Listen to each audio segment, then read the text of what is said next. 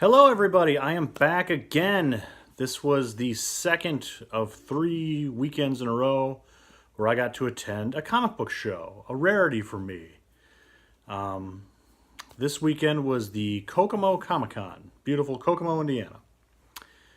Always kind of a hit or miss show for me.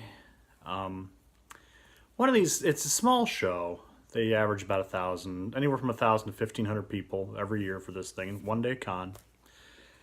And they have less and less comic book dealers at these things. It's all local vendors, people selling comic and sci-fi and horror-related things, mostly. But the amount of vendors in that category greatly exceeded the amount of people with actually long boxes this time around. So, again, it's every year I go to this thing and I see the same 3 dealers are always set up in the same 3 spots. So I do the walk around, just a quick get the temperature of the room, see what's what. And I was not very impressed. I had some travel issues getting there, so I was already kind of in a bad mood, and I was like, this is going to be a bust. Dang it. So I start walking around. I start digging into the few dealers that were there. And I was not doing well. Not that I had my list. The phone app, by the way, that I talked about last video is CLZ Comics. Helps you keep all your comics organized. Touch of a button. It's a great app. Loved it. So I had that thing pretty well loaded up. I had no great key issue that I was looking to spend money on. I was very much on a budget this time around. Not that I ever have big money to spend, but very budgeted here. I'm rambling. Sorry, I haven't even shown a book yet. Anywho, long story short, I'm walking around not buying much. I had maybe a dozen comics, all from like dollar bins or 50-cent bins. And so I finally went to the last dealer. The last dealer had the most comics of anyone there. He always does. It's, I don't know what the name of this place is, where they come from, but they always have a ton of long boxes, a ton of wall books, high dollar wall books, and they're always insanely out of my price range. Always way overpriced for what I think these things should be purchased at. And the wall books were still that way, and I'm just kind of glancing through, and they had a bunch of all their long boxes. Well, they had 2 sections of long boxes. Half all said half off, right? But that usually means nothing because the books are really ridiculously expensive anyway, so half off really does nothing. Then I come to see that they had $5 bins and $1 bins. And I was like, well, this is different for this dealer. And they had a ton. Like, they had 50, 60 long boxes like this. I'm like, this is interesting. So I start digging, and it was some of it was in order, a lot of it was out of order. And right off the bat, in the $5 section, I completed a run. Bronze Age Marvel run that I've been trying to find in higher grade, cheap, and I consider $5 and under cheap. That's good for me.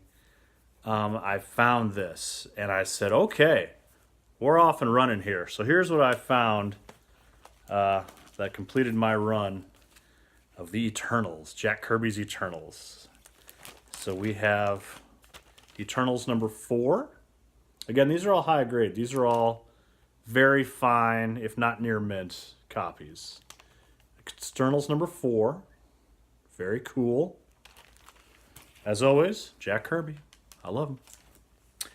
Eternals number 5. Look how cool these covers are. Oh, I'm so excited to find these. Externals number 6. That's a great cover. That's one of my favorites of the whole run. Just screams Marvel, screams Kirby, screams Bronze Age. Yes. Eternals number 7. Very cool. The Celestial here kind of matches my flannel. A little bit, maybe, not really. Never mind. Eternals number 8. And the last 2 that I needed were the last 2 in the run. Eternals number 18. Oh, it's so cool. I'm really excited I got these. And last but certainly not least, Eternals number 19, which gives me all 19 issues plus the annual. I have the whole run from the 70s. Yes! Very excited. So I found that, and I'm digging through these $5 bins, and they had good stuff, but not that I wanted to spend, because I still had all the dollar bins to go through yet. And they were, like I said, it was like 60 long boxes probably. And I was very encouraged by the find in the $5 bins, so I didn't want to go crazy until I dug through the dollar bins, because again, on a budget. But I did buy one more. I pulled out one other $5 book that I've been looking for a while. I have a copy of this, but it's the copy I bought when I was a kid, and it's really beat up. And I wanted a new one, but this is one of these books that's very popular right now, because the character is very popular. And I see it as like a wall book. People asking $20, $30 sometimes for this book, and I think that's insane. But I found it for $5. Amazing Spider-Man 375, featuring a nice 90s shiny foil cover and a big showdown between Venom and Spider-Man. Venom very popular. I liked the movie, by the way. It had its faults, but it was an enjoyable movie. Go see it. Mark Bagley, who does the art here, perennial Spider-Man artist, last couple decades. I always love his Venom. His Venom, I think, is much better than the Todd McFarlane who first drew the characters Venom. Love Mark Bagley. But this just screams 90s fun. Shiny, shiny, shiny. $5. So, that started me. I was re-energized now. I'd been at the show for like 2 hours digging, finding nothing. Then I found those. I said, okay, game on. Let's do this. And I don't know if I'll do this all in one video because I bought a big stack of comics. Those are the last $5 books I bought. Everything else was from the dollar bins because I found good stuff for dollars.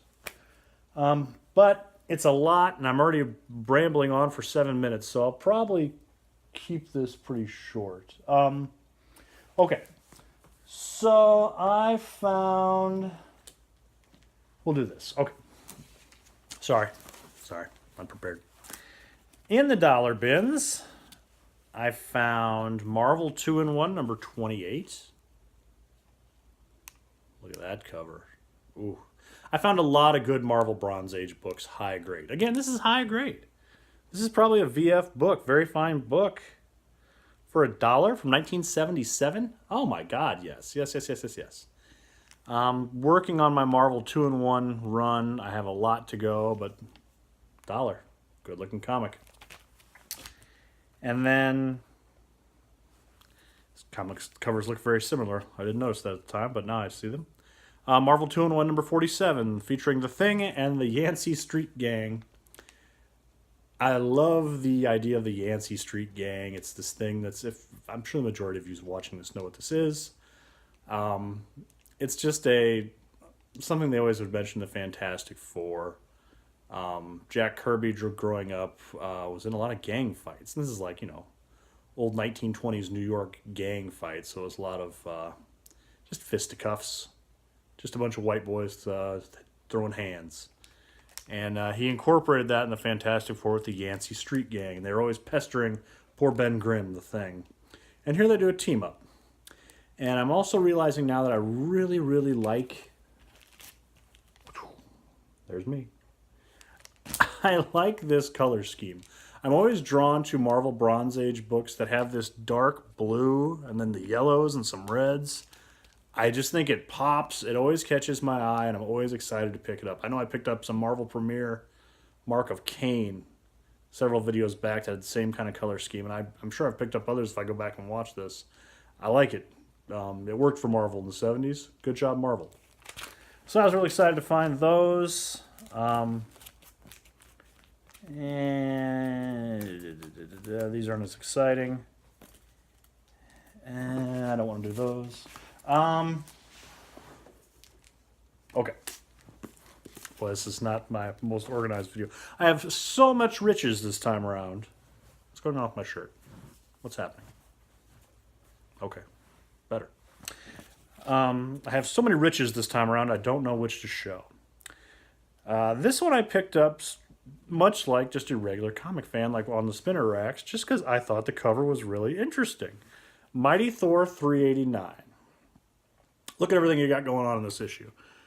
We got The Stunning Secret of Celestial Judgment, We've got The Fate of a World, Thor Battles On, and When the Thunder Fails. Like, I saw that. I'm like, okay, they're throwing the kitchen sink at us here. This is Ron Friend's artwork. I think that's how you say his name. I always enjoy his artwork. For $1, yeah, I'll pick this up. Cool. Much like the other, much like that, I don't really care for either of these characters. I don't really follow them. I'm not a sword and sorcery person. But Marvel Feature Presents number 7 featuring Red Sonja. I think this is the first book I've ever picked up featuring Red Sonja. I picked this up simply because A, it's a Bronze Age Marvel in high grade for $1. Yes. And much like a comics fan in the 70s, I looked at this cover. I was like, oh, it's kind of a cool cover. And the captioning here of It Had to Happen, A Clash of Titans, Sonja battles to the death with Conan the Barbarian. Well, I would like to see who wins the battle of the death between Conan and Sonja the Barbarian. I don't think either one of them dies. I don't know. I haven't flipped through this yet. I haven't read it. But I will. Cool cover. Now, this isn't quite the same shade of blue, but it's still a Bronze Age Marvel number 37 featuring 3D Man. The Crisis of the Cold Warrior. I feel like DC Comics like owns the word crisis, so I always like to see it on a Marvel book. Again, Bronze Age Marvel. This is probably fine condition, but again, for $1, oh my gosh, yes.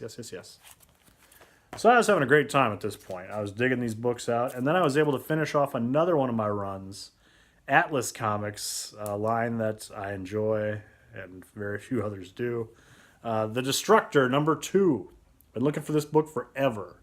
Found it in the dollar bin. High grade. Yes. I was having a great time at this dealer, who usually irritates me to no end. I assume this time around they were like, hey, we're tired of lugging all these boxes home. We should probably put these things at a really good price so we can sell stuff. Novel idea. Anyway, Destructor number 2. Steve Ditko. Yes. Also from Atlas Comics. First, now this is not as high a grade. This is very good. Probably very good plus. But still presents well. Tiger Man number 1. I love these Atlas Comics. I'm chipping away at the collection. If I could get them all, I'd be so excited because who has the whole run of a comic company? That's awesome. Tiger Man. And I don't know how many more issues are in this particular run of Creatures from the Loose, but I keep picking up these Thongor issues. Oh, I got the price tag. So, see, I originally wanted $7 for this, and I got it for $1. High grade. This was on the top of the stack when I finally gave this giant stack to the guy to buy. And he chuckled at this, and he started chuckling at some of the other books I had. And he said, you have very eclectic tastes. Do I? Ooh, did you see that? See that light? I got some issues in my house. Don't worry about that. I think it's haunted. I don't think it's eclectic. I mean, who wouldn't want this? It's Thongor, for goodness sake. Thongor. I'm going to show 2 more books because I'm already at like $13.50. Found a couple of nice issues of Ghost Rider. These were not at that dealer. This was at one of the other dealers I actually hit. And I always try to spend at least $1 or $2 at each dealer just because I want them to, they drove there. They set up shop. Even if you got garbage, I try to find something in there. Ghost Rider 31. Beware the Bounty Hunter. I love Ghost Rider. Big fan of the 90s version, Danny Ketch, but Johnny Blaze is good too. Ghost Rider, yes. Working my way through that series. And then I picked up Ghost Rider number 46, the self-esteem cover, where Ghost Rider has separated from Johnny Blaze somehow and is calling him a loser repeatedly and mocking him. Not cool, Ghost Rider. Not cool. And yeah, this will be my last book for this video. Again, I saw this title and I went, ooh, and it was the only one I could find in the entire, all 60 boxes. Well, I think I went through all 60. The only one I found of this title was the very first issue, which I very much needed. Captain Victory and the Galactic Rangers, number 1. In a previous haul, you saw me get a bunch of these issues, but not number 1. I'm missing a few more yet as well. But Captain Victory number 1 is mine for $1. Yes, victory is mine. See, victory, huh? Clever. And that's all I'm gonna do today, people. Yeah, I got some more books. I got my third and final comic show of the 3-week period is next Saturday. And I've still got a bunch of books to show. Maybe I'll get another video up this week. We'll see how the week goes. But yeah, thanks for watching. Thanks for the comments. Thanks for subscribing, thumbs up, anything. I'm very grateful for my small but mighty audience. Thank you, everybody. Have a good week.